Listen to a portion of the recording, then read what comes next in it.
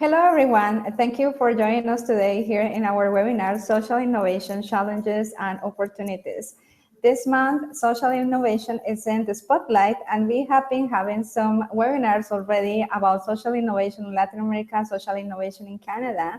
And we have different kind of guests today that are going to talk with us about social innovation, how is the ecosystem for them in their own countries, in their own environment, and what kind of advices can give to other startups that are in social innovation right now. So first of all, we have Eugenia Ochoa. She's from CSI. You're part of CSI, but as well the... No, I'm part of the Ontario Council for International Cooperation, and we're housed at the Center for Social Innovation in Toronto, but we work collaboratively, but we work with international cooperation NGOs. Awesome. So she is right now, this organization is based at CSI, which is the Center for Social Innovation here in Toronto. Javier is also in Toronto, but he connects with Mexico. He's originally from Mexico. And Javier, you are part of different kind of organizations, right? One of them is Starfield. Can you tell us a little bit about Starfield? Yeah. So of course, Startful is an organization where we link students from different parts, different countries to have immersions in different ecosystems, either business ecosystems or to have discussions about global affairs with counterparts at, for example, their universities in Canada or their universities in the US, and visit companies and have this first-hand perspective of what's happening and how can they generate ideas around that. Perfect. Now we have Comal in Chile. Comal actually has a really successful startup in social innovation. She has been part of Startup Chile, and as well, her company is Lab4U. So Comal, can you introduce yourself a little bit about the company and everything? Comal, are you there? Okay, I think Kamal just disconnected a little bit right now. She's probably there listening us, but she's, well, as soon as she connects, we are going to talk with her about her company in Chile. She has been traveling a lot in the last days. So our very first question about social innovation is, how is social innovation in your country? You know, how has been developed? How strong is the social innovation startup ecosystem right now in the country? So Javier, you know about Mexico and about Canada. Can you tell us about your experience in particular?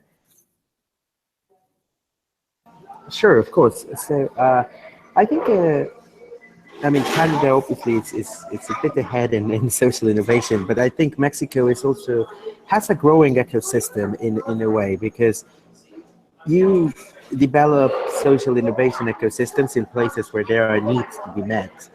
And I think in a way, developing countries are fertile ground for this to boom, because you already have, somehow you can take the learnings from developed nations and jumpstart your economy 20, 30 years if you're lacking, and you can start building with what you know doesn't work, but what you know does work. And I think therefore Mexico is it's a great opportunity for social innovators, because there's a lot of social needs to be met, and it's a country where where the business structure allows, even though maybe not as smoothly as Canada, but still it's a very business fertile country.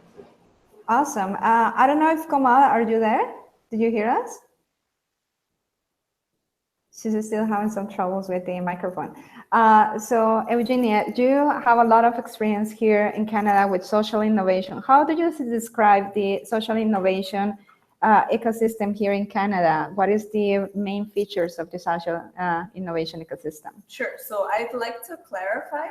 We work in international cooperation and development, not quite in social innovation and entrepreneurship.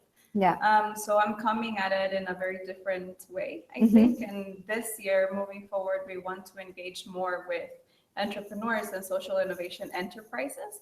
But that's not quite what we do. International NGOs work with us. So we're an umbrella organization for various NGOs working in Canada and based in Ontario and working overseas. Sounds so good. yeah, in different ways, we're engaged with the innovation sector in Toronto.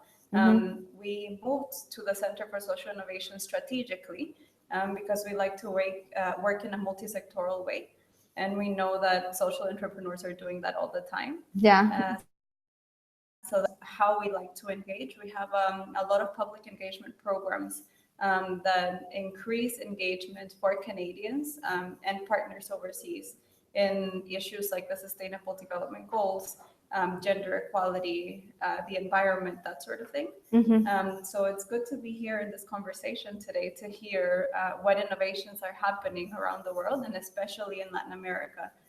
So I'm Salvadorian by birth. I'm from El Salvador. So this is great to hear that things are happening in Latin America and they're connecting back to Canada. Yeah, in a specific, we have seen a great growth in Mexico and Chile.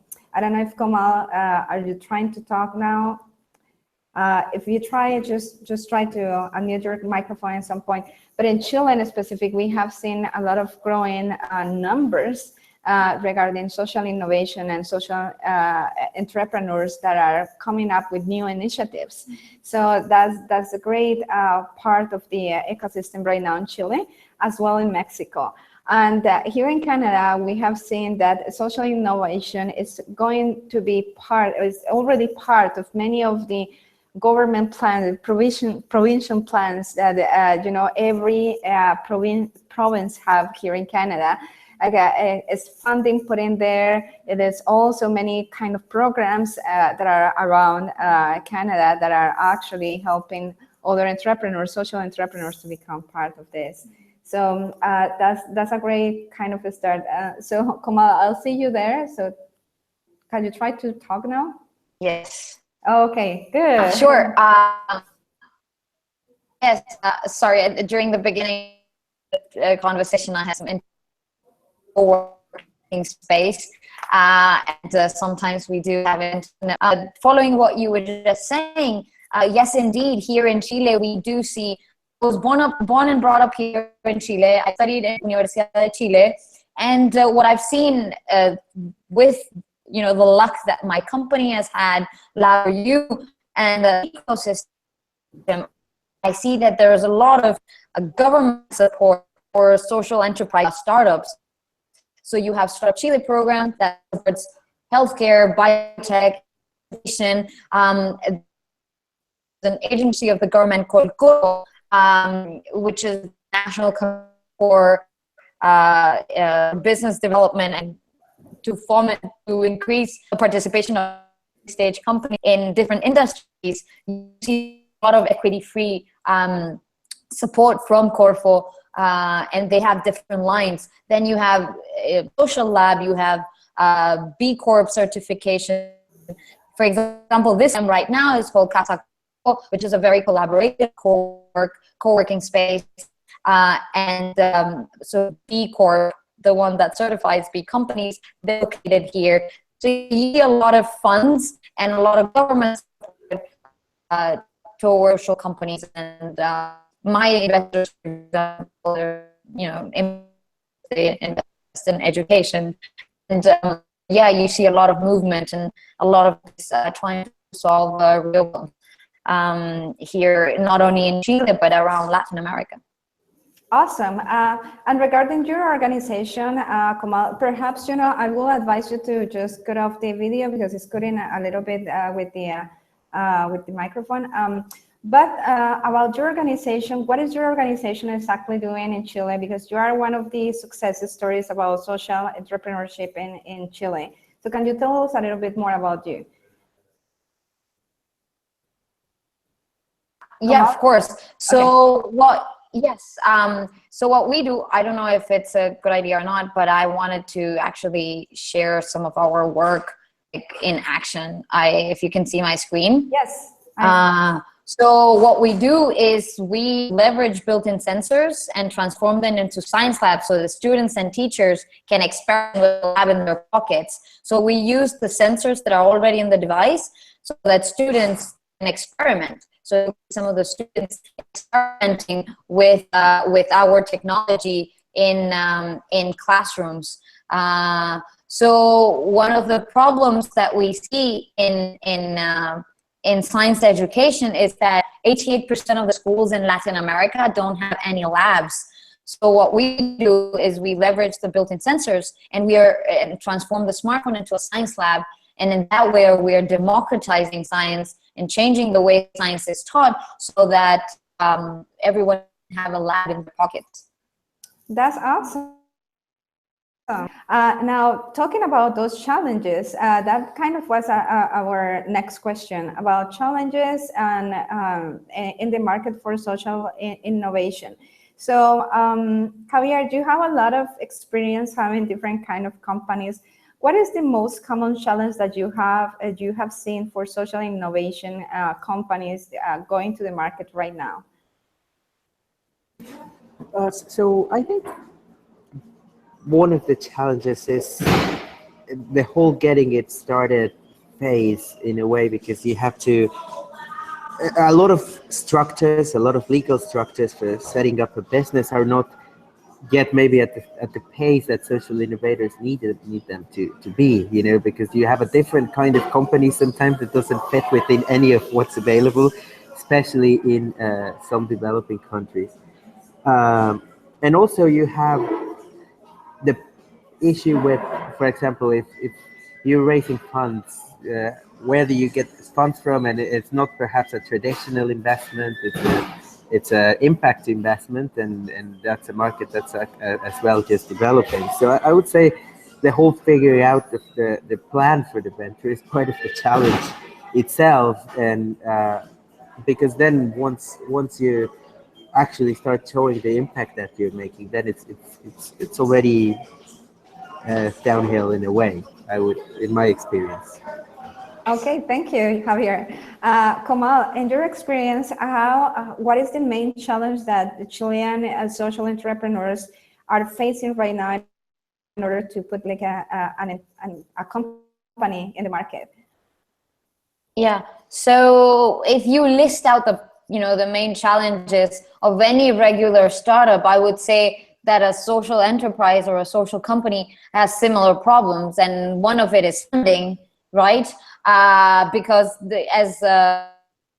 it's national venture capital fund that is expecting 10x, more and more that are interested in seeing some impact and not only ROI. So one would be funding and figuring out how to be very lean and very frugal in your efforts so that you can show that impact. And what we've seen also in education is that we've had to do a lot of research and get government grants to validate that research and impact in order to show our results, and then go out for venture funding. So I think that transition and that is something that's a challenge, and one has to know how to go about it. And then being part of the communities where you're trying to solve a problem, it requires a lot of energy, a lot of effort, building the right team to actually go into solving a problem that your community has. And the good thing about social entrepreneurs is that we're very passionate about what we're trying to solve, but the challenges are also very big, and one has to build that energy level to actually solve a problem. So yeah, I think that summarizes a bit of everything. Sounds good. Thank you, Kamal. In your perspective, Eugenia, you have worked with some NGOs. Have you seen some challenges for them? What is the main challenge that you have seen here in Canada, and specific for those companies? Sure. So we work with a variety of organizations. The majority of our members, NGO members, are small to medium-sized organizations.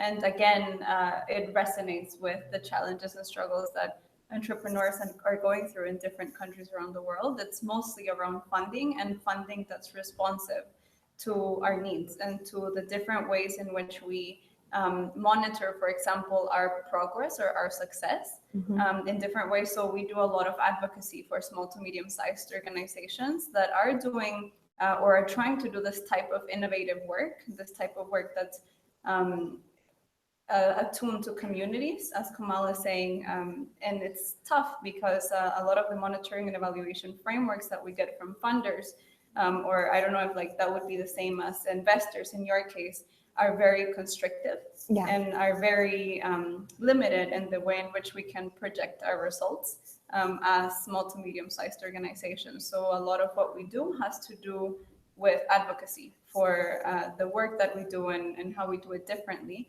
for government, for funders in different ways. And that's why we like to learn how others work and others go through those challenges, because I feel like we're working in parallels to each other. And in some ways we intersect. Our work is more and more related to each other. So this is great. Yeah, awesome. So the next question will be, you all have been working with social entrepreneurship. Your main, what do you think is the main opportunity for a person to become social entrepreneur today? Why they should do that? Why somebody should get inspiration, or, you know, if there is a entrepreneur is a trouble, it's always a trouble in so many levels. And social entrepreneurship seems to be one of those, you know, sectors that have a difficulty to get funding and all that. But what is the opportunity in the market for them? So Javier, I would like to hear your opinion about that. Sure, of course. So I think, I mean, and as entrepreneurs, you know, we always like to solve problems. You always like to find a cause that you're passionate about and design something around that to make it work better or to make it work the way you think it's better. And I think in social innovation, and there's so many issues around the world that need tackling, that need ideas, that need, and it's a way of showing that basically you can do good and do well at the same time. It's a way of showing that a business does not have to be evil. A business can be good if it's run by the right set of values, and in the end, it's a way of just measuring your results differently. You're not only measuring your sustainability as a business, but you're measuring the impact you're creating and whether you're fulfilling your mission. And I think if all businesses eventually were run that way, then we would have it's a way of making a small change in an ecosystem. That's what I think. Awesome. Kamal, in your perspective, why you have been a successful entrepreneur in this sector, but why is the worst that you can say to a person, you know, social innovation, somebody who really wants to start a business in this? What is the opportunity out there for them? So I truly believe that if you are solving a real problem, the funding or the financials or the government or some way or the other, you'll get the funding you need to execute. So you really need to be sincere to yourself and to your communities or to the problem that you're solving to actually do it. It took us 3 years we started 4 years ago, but it took us between 2 or 3 years to actually understand deeply the problem that we were solving in science education. And now we are digging deep into it, measuring the metrics that we need to actually make an impact. So being sincere to yourself and to your team and to your clients or to your customers or even to the communities that you're serving is something that I believe is very important. And being transparent to your, to the shareholders and to your stakeholders with that is also important. We work a lot with governments and with schools and with universities. So that sincerity in our work has somehow, brought us to where we are today.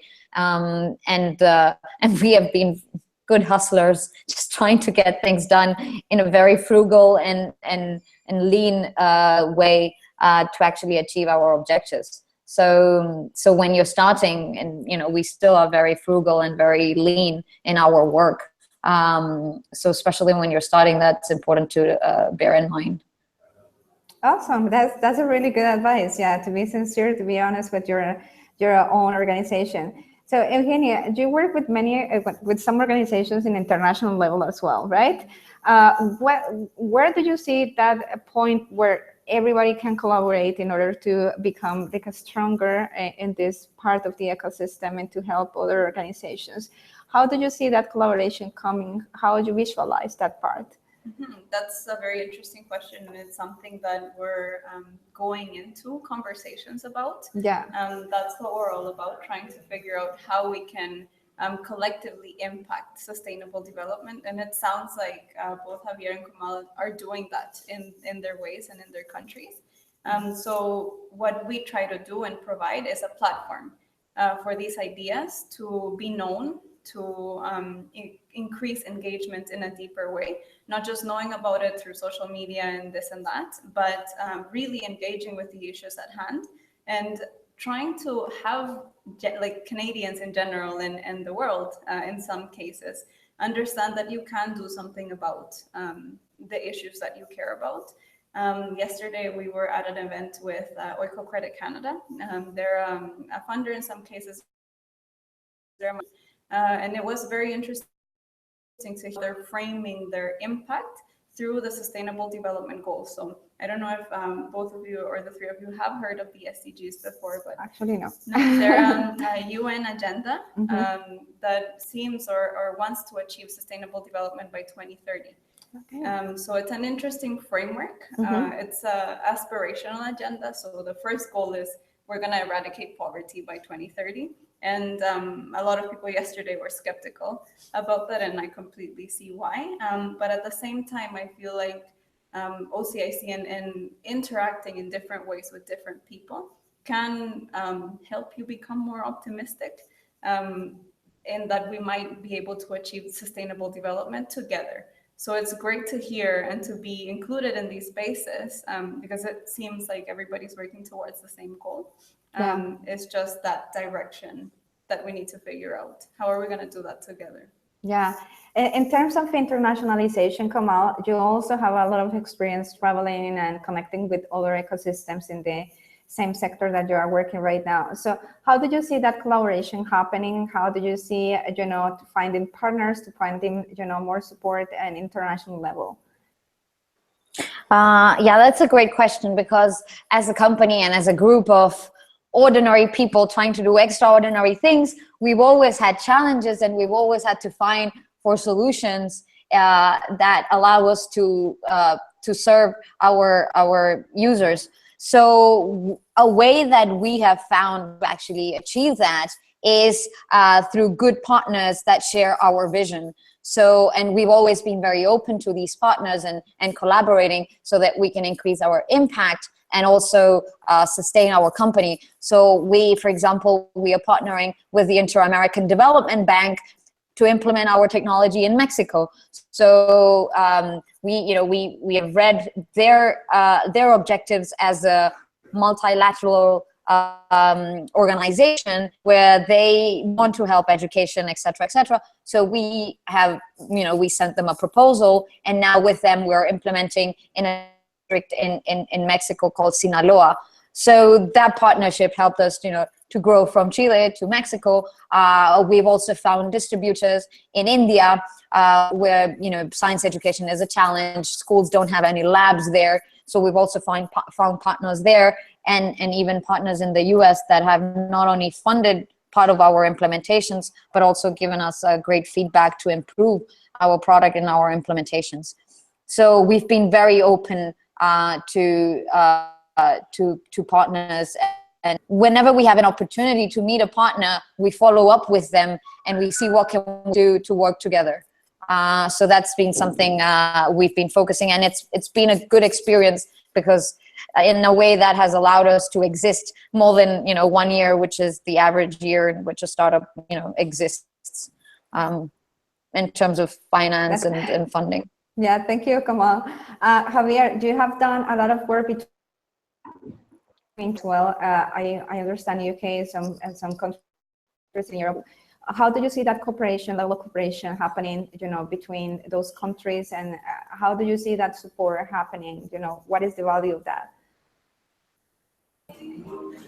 Well, I think there's a lot of value in cooperation, and as I said in previous participations, I think it's Canada. Like we have a great advantage here that we have people from so many different countries, and that can establish ourselves also networks in different countries where we can collaborate. And ultimately, I think. An alliance between organizations of different nations with different backgrounds always enables you to have a deeper impact. It enables you to have new innovative ideas. It enables you to have new ways of tackling a problem that you might not have seen before. And in the end, it enables you to have more ambassadors for your cause, which might be someone else's cause too, somewhere else. Sounds good. Thank you, Javier. So for our last question, really, because I think we have covered funding, we have covered challenges, opportunities, and how to go international, what will be your best advice for startups that are right now in that transition time, that they are entering to the market, they are trying to get support, help in a national, international level?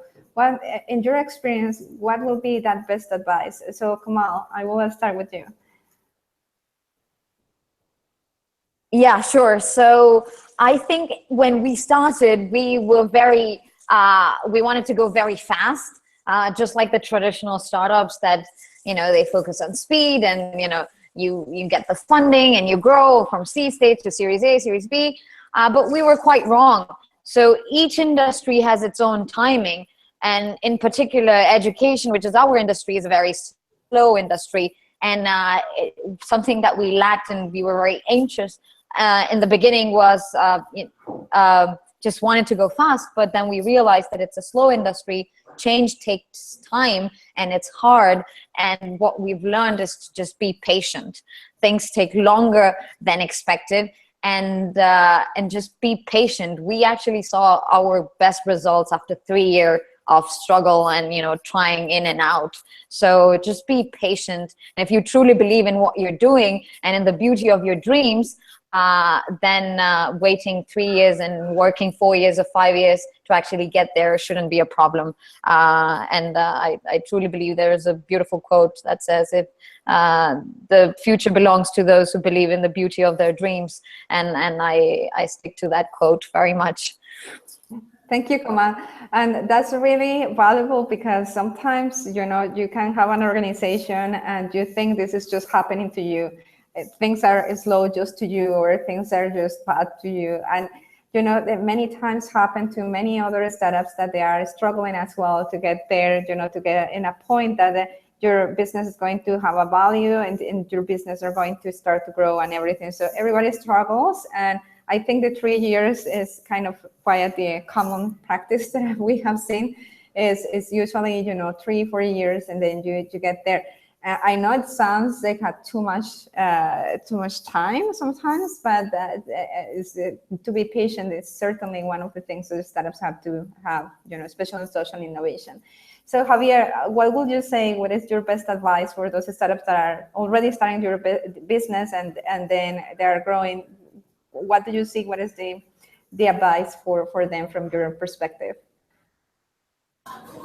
Well, I think the best advice would be, to truly find a cause that you care about, to truly find a cause that you are passionate of working about, and because you have bad times, good times in any enterprise, and that's something that will happen. But if you believe in what you're doing, if you really enjoy what you are building, then you're most likely to get through the bad times, and that's what would make a difference. So otherwise, it's just another venture that doesn't have much meaning to you, perhaps. But I would say that would be the main advice. Find a cause that you really care about. Find something that you're passionate about, and that will help you get through significantly. And that's what I would say. Thank you, Javier. Yeah, I agree with Javier. Absolutely. Yeah, thank you, Kamal. So Eugenia, what will do for those companies? You have seen many of them. So what in your perspective is the best I truly resonate with Kamal in terms of patience. I have a wonderful story now. We've been advocating for a small to medium-sized organization fund for from the government, and we've been going at this, telling them how it's important, and we've been rejected quite a few times. Our application was not quite ready yet, or the government wasn't thinking in this way a few years back. And just last week, we heard an announcement from government that we're getting $100 million Wow, for small to medium-sized organizations, yeah, to work in a more effective way and to work together towards development and sustainable development, which is great. So that work and that patience definitely helped in that. So I resonate with that, and I think the best advice that I've seen is to, and I would encourage you to either come to OCIC's events and different multi-sectoral events that are happening across, where you might find partnerships where you maybe didn't know there was a possibility. Yeah, perfect. Thank you. So thank you everybody for being here today. This has been our webinar about social innovation challenges and opportunities. Thank you, Javier and Kamal and Eugenia, for participating today. And to our audience, we're running a little bit out of time right now. We started a little bit late today, but you can always send us questions to contact@latamstartups.org. We are happy to answer those questions, and perhaps also try to connect with Kamal, Javier, and Eugenia, depending on case by case. Also, and we hope to see you all in our annual conference this year in June, when Latin America and Canada are meeting this year to talk about technology, innovation, and entrepreneurship. Thank you so much, everybody, and thank you very much. Thank you, Kamal.